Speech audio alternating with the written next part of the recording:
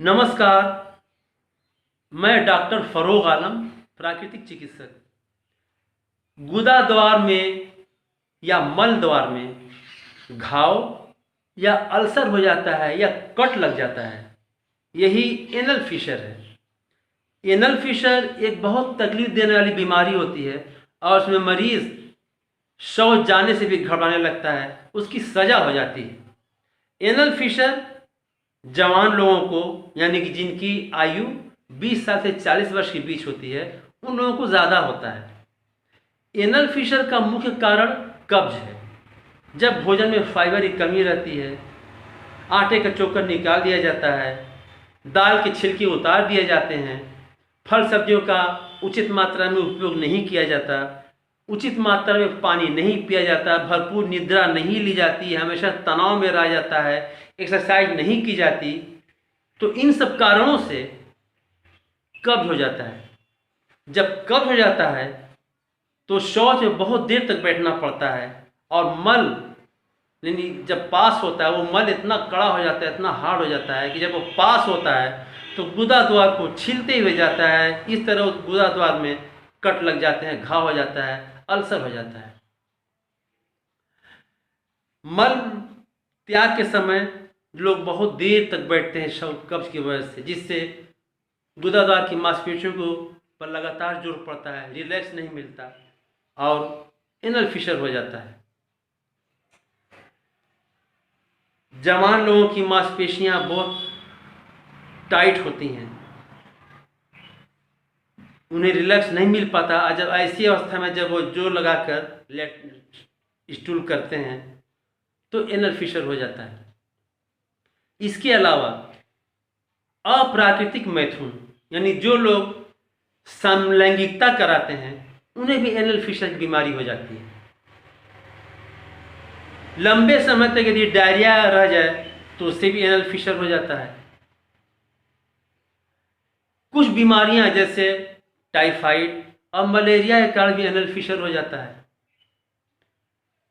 Infection दूर करने वाली औषधियों का उपयोग, एंटीबायोटिक औषधियों के उपयोग से भी एनल फिशर हो जाता है, उसके साइड इफेक्ट से एनल फिशर हो जाता है। इसके अलावा मांस मछली अंडे का अत्यधिक उपयोग करना, तला भुना ज़्यादा खाना, मसालों का मिर्च मसालों का उपयोग करने से एनल फिशर हो जाता है। महिलाओं में प्रेगनेंसी के दौरान एनल फिशर हो जाता है। एनल फिशर नया और पुराना दो तरह का होता है। जैसा कि सभी बीमारी पहले नई होती है और जब उसकी चिकित्सा न करो तो क्रानिक हो जाती है, पुरानी हो जाती है। जब कोई बीमारी पुरानी हो जाती है तो उसके बहुत से लक्षण घट जाते हैं, लेकिन वो आदमी के साथ जीवन प्रयत्न चलती है और हमेशा इंसान घुट घुट कर जीता है, उसका जीवन नरक हो जाता है। और उस पुरानी बीमारी का अगर इलाज न किया जाए तो आगे और भी समस्या खड़ी हो जाती है। तो उसी तरह एनल फिशर भी नया और पुराना, यानी कि नया और क्रानिक दोनों होता है। तो जब नया एनल फिशर होता है तो जब रोगी शौच के लिए जाता है तो उससे बहुत दर्द होता है, शौच के दौरान बहुत दर्द होता है और शौच से आने के बाद भी यह दर्द आधा एक घंटा तक लगातार बना रहता है। और मरीज जब जब शौच जाता है तब तब उसके साथ यही परेशानी खड़ी होती है। जब शौच जाता है तब उसे शौच के समय दर्द होता है और जब शौच करके आता है तो आधा एक घंटा तक लगातार दर्द बना रहता है। और साथ ही साथ शौच के साथ रक्त भी आता है, लेकिन वो रक्त बहुत कम होता है। और जब यही एनल फिशर पुराना क्रानिक हो जाता है तो दर्द कम हो जाता है, रक्त भी बहुत कम होता है, कभी कभी दर्द होता है, कभी कभी रक्त भी आ जाता है, लेकिन गुदाद्वार की मांसपेशियां मोटी हो जाती हैं और इनकी अगर चिकित्सा न की जाए तो इन्फेक्शन हो जाता है, आगे चल के फिशुला यानी भगंदर भी हो जाता है। बवासीर, फिशुला और एनल फिशर को लोग बहुत कन्फ्यूजन में रहते हैं।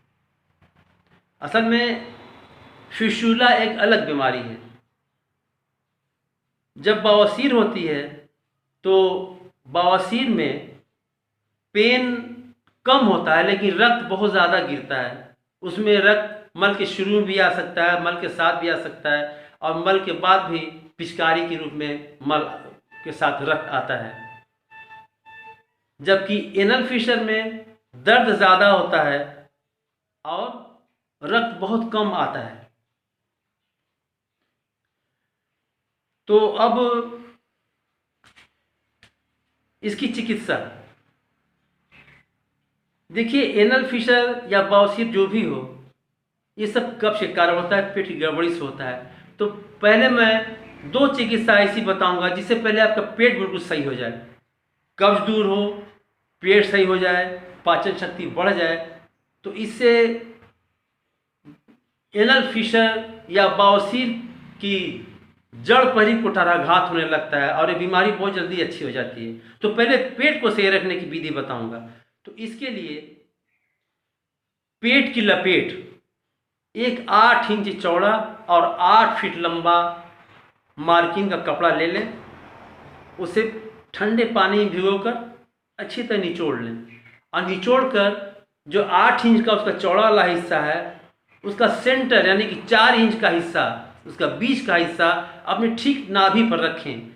गंजी बुशर्ट जो भी हो उतार दें बिल्कुल नंगे पेट, और उस नाभि के ऊपर का सेंटर का हिस्सा रख के और पेट को घुमाकर अच्छी तरह से 3-4 तह लपेट दें। बहुत टाइट भी नहीं लपेटें, बहुत ढीला भी नहीं लपेटें, नहीं तो लाभ नहीं करेगा।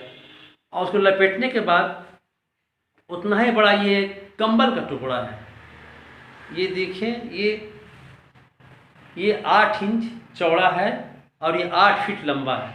उसे उस कपड़े के ऊपर से रख के ऐसे 3-4 तक घुमाकर अच्छी तरह लपेट दें और इसे डोरी से बांध दें। यही है पेट की लपेट। इसे 1 घंटा तक पेट के ऊपर बांधे रखें। इतना ध्यान रखें कि ये पेट की लपेट जब भी लगाएं तो सुबह नाश्ते के 1 घंटे बाद लगा सकते हैं या भोजन के 2-3 घंटे बाद लगा सकते हैं। और इस पेट की लपेट को रोज लगाएं, रोज 1 बार लगाएं। दूसरी चिकित्सा है गरम ठंडी सेक। इसके लिए एक थैली ले लें, किसी मेडिकल स्टोर में मिल जाती है, और इसका ये ढक्कन खोलकर इसमें गर्म पानी भर लें। इतना गर्म पानी भरें कि सहने योग्य रहे, पेट जलने न लगे। और फिर इसकी थोड़ा सा दबा के इसकी वायु निकाल ताकि ये फ्लैट हो जाए, और फिर इसको ये ढक्कन को इस पर अच्छी तरह कस दें। ये आपकी गर्म पानी की थैली तैयार हो गई। अब एक अलग से बर्तन में खूब ठंडा पानी ले लें। अगर गर्मी का दिन है तो उसमें बर्फ डाल दें या फ्रिज की बोतल का पानी ले लें, और उस पानी में एक छोटा सा मुलायम सा तौलिया रख लें। जाड़े का दिन है तो नॉर्मल पानी लें, और उसके बाद कपड़े उतार कर बिल्कुल चित लेट जाएं पीठ के पर, और इस थैली का ये जो सेंटर का हिस्सा है इसे अपने पेट की नाभि के ऊपर ठीक सेंटर पर रखें और 3 मिनट तक इसे इस पर रखे रहें। उसके बाद इसको हटाकर जो आपने गीला कपड़ा रखा ठंडे पानी में, उस तौलिए को हल्का सा निचोड़ लें और उसे पेट के ऊपर फैला कर रख दें। जैसे आपने थैली रखी थी उसी तरह उसे भी रख दें। आधा मिनट बाद उसको पलट दें ताकि उसकी ठंडक बरकरार रहे। इस तरह 1 मिनट उस ठंडी पट्टी को रखें। तो इस तरह 3 मिनट गर्म हुआ, उसके बाद 1 मिनट वो ठंडा हुआ, फिर उसके बाद 3 मिनट गर्म, फिर 1 मिनट ठंडा, फिर 3 मिनट गर्म, फिर 1 मिनट ठंडा, और फिर आखिरी का चौथा राउंड भी 3 मिनट गर्म लेकिन 1 मिनट के स्थान पर 3 मिनट ठंडा। इस तरह 4 राउंड लेना है। ये 18 मिनट लगता है। समय का ध्यान रखें, सामने घड़ी रहे। इस सेक को भी ध्यान रखें कि जब भी लें सुबह नाश्ते के 1 घंटे बाद या भोजन के 2-3 घंटे बाद ले सकते हैं। तो ये दोनों चिकित्सा जो मैंने बताई है, यह प्राकृतिक चिकित्सा में पेट के लिए, सारे पाचन यंत्र के लिए रामबाण है। इससे पूरा कब्ज दूर होता है, पूरा डाइजेशन सिस्टम सही होता है, और तो और ये लीवर के लिए भी बहुत ज़्यादा लाभकारी है। अब ये चिकित्सा दोनों रोज 1-1 बार करें। एक बार मतलब कि पेट की लपेट भी लगाएं और इसको भी लगाएं। दोनों में 3 घंटे का अंतर जरूर रखें। अब है कुछ काश औषधियाँ जो मैं आपको बता रहा हूँ। पहला है आधा कप करेले का जूस रोज सुबह शाम खाली पेट पिए। लाभ तो 2 हफ्ते में ही मालूम होने लगता है, लेकिन इसे 2 माह लगातार पीना जारी रखना चाहिए। तो इससे एनल फिशर के साथ ही साथ खूनी या बादी बवासीर भी जड़ से नष्ट हो जाती है।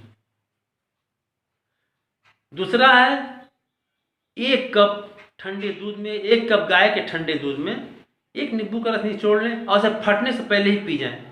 यह भी सुबह शाम खाली पेट 2 टाइम करें।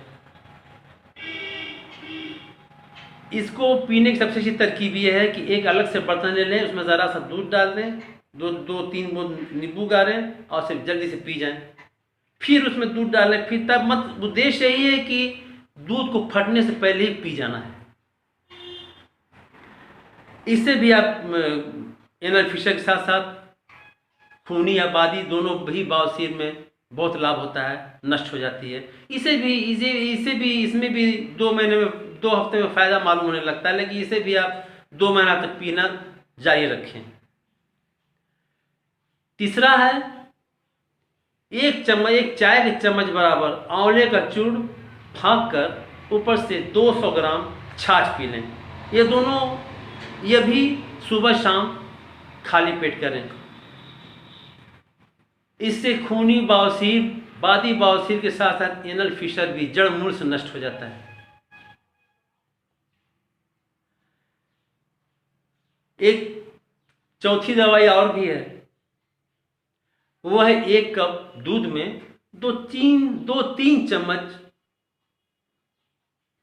अरंडी का तेल डालकर शाम के भोजन के 1-1.5 घंटे बाद और सोने से पहले कुछ पी लें। तो इससे भी एनल फिशर, खूनी और बादी बवासीर जड़ मूल से नष्ट हो जाती है। ये 4 उपयोग है, 4 दवाइयाँ, 4 में से किसी एक का ही उपयोग करें। अब लगाने की दवाई, तो प्याज का पेस्ट बनाकर उसे गर्म कर लें। जब वो हल्का गर्म सहने योग्य रह जाए तो उसे रुई पर रखकर गुदाद्वार पर रख लें। इससे एनल फिशर में बहुत ही लाभ होता है और इससे संक्रमण भी दूर होता है। दूसरा है एलोवेरा जेल।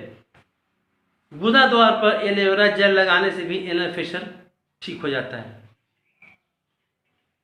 इसके अलावा गुदाद्वार को हमेशा गाय के घी अथवा नारियल के तेल से हमेशा तर रखें। याद करके दोपहर भोजन के साथ 1 मूली जरूर खाएं। और इस बात का आप भी ध्यान रखें कि साथ ही साथ स्वास्थ्य के साधारण नियम का पालन ज़रूर करें, यानी कि अपने भोजन में फल सब्जियां की मात्रा, सलाद की मात्रा ज़्यादा रखें, एक्सरसाइज करें, उचित मात्रा में पानी पिएं।